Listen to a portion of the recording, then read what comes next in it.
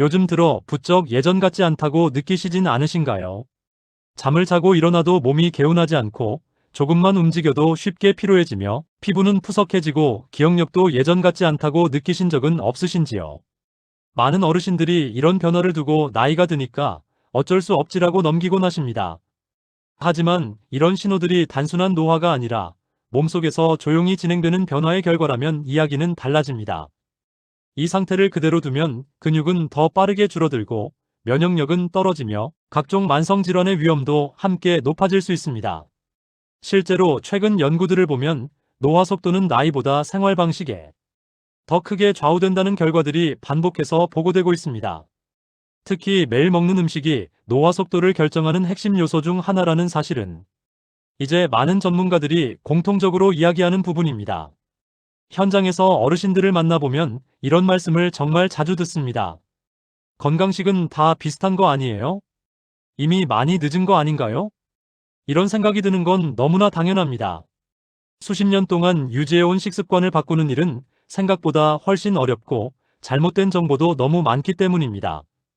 저 역시 상담을 하다 보면 몸에 좋다고 해서 열심히 챙겨 드셨는데 오히려 컨디션이 더 나빠졌다는 분들도 적지 않게 만납니다.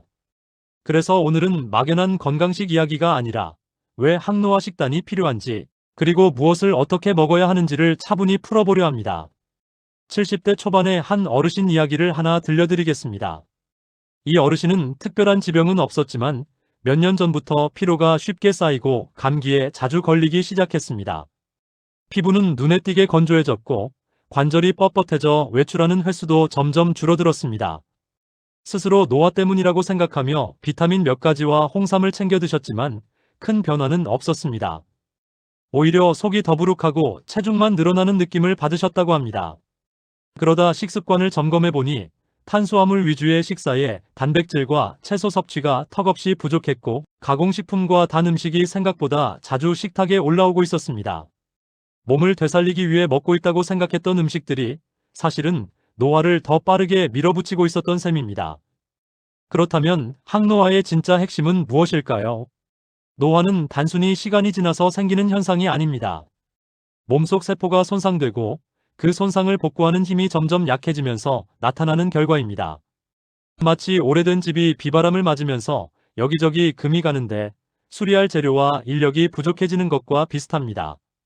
최근 5년간 발표된 여러 연구에 따르면 노화를 빠르게 만드는 주요 원인으로 만성염증, 산화 스트레스, 혈당의 잦은 급상승, 그리고 단백질과 미량 영양소 부족이 반복해서 지목되고 있습니다.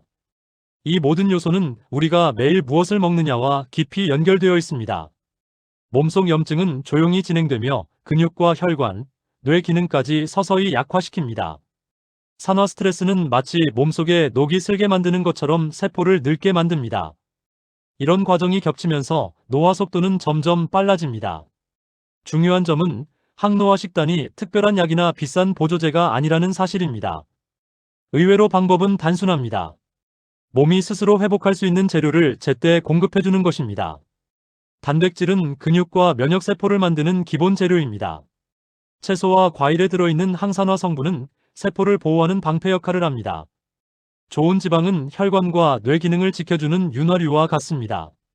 이런 음식들이 몸속에 들어가면 염증 반응은 서서히 줄어들고 혈당의 급격한 변동이 완화되며 세포 손상이 누적되는 속도도 느려집니다.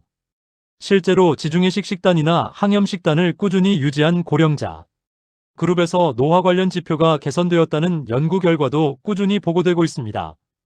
그렇다면 실제로 어떻게 실천해야 할까요? 아침 식사는 특히 중요합니다. 공복에 단 음료나 흰 빵만 드시는 경우 혈당이 급격히 오르내리면서 노화를 촉진하는 신호가 반복해서 발생합니다.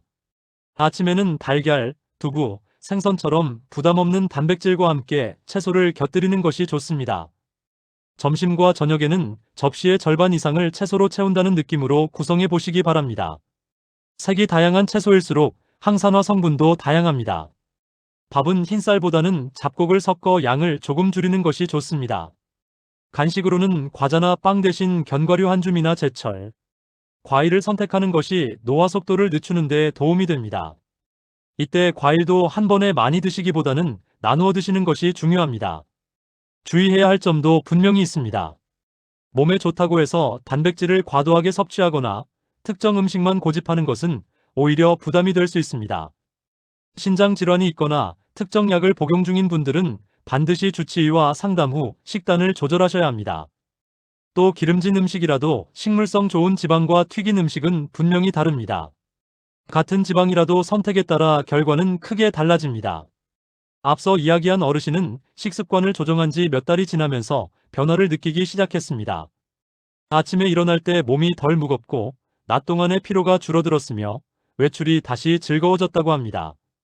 피부 건조도 완화되고 감기에 걸리는 횟수도 눈에 띄게 줄었습니다. 무엇보다 내가 아직 관리할 수 있구나라는 자신감이 생겼다는 말씀이 인상적이었습니다. 여기에 가벼운 걷기와 스트레칭, 규칙적인 수면, 습관을 함께 더하면 효과는 더욱 커집니다. 식단으로 몸의 재료를 바꾸고 움직임으로 순환을 도와주며 잠으로 회복 시간을 확보하는 것입니다. 이 세 가지가 맞물리면 노화의 속도는 충분히 늦출 수 있습니다. 조금만 바꿔도 몸은 분명히 반응합니다. 오늘 이야기한 항노화 식단은 내일부터 바로 시작할 수 있습니다. 한 끼, 한 가지 선택부터 바꿔보십시오. 그 작은 선택들이 모여 앞으로의 10년, 20년을 달라지게 만듭니다. 오늘 밤 편안히 주무시고 내일 아침 조금 더 가벼운 몸으로 하루를 시작하시길 진심으로 응원합니다.